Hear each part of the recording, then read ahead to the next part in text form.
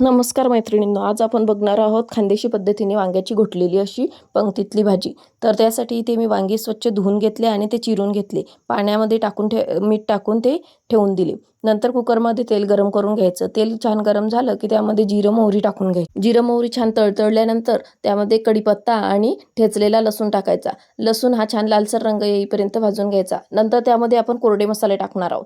त्यामध्ये हळद, धनिया पावडर, तिखट, गरम मसाला हे सर्व साहित्य टाकून घ्यायचं आणि ते छान तेलामध्ये भाजून घ्यायचं। आणि तो छान फ्राय झाल्याच्या नंतर चिरलेली वांगी त्यामध्ये टाकून घेणार आहोत आणि ते टाकल्याच्या नंतर त्या मसाल्यामध्ये वांगे मिक्स करून घ्यायचे, म्हणजे तो मसाला पूर्ण वांग्यांना छान लागेल। अशा प्रकारे मिक्स करून घ्यायचं। नंतर मीठ टाकून 5 मिनिटं त्या कुकरला झाकण ठेवून द्यायचं। एक वाफ आणायची त्याला, जेणेकरून मीठ आणि मसाला ह्या वांग्याच्या भाजीमध्ये छान उतरतो त्या फोडींमध्ये।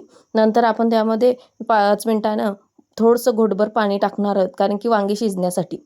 नंतर थोडंसं पाणी टाकून घ्यायचं आणि कुकरचं झाकण लावून एक शिट्टी काढून घ्यायची कुकरची।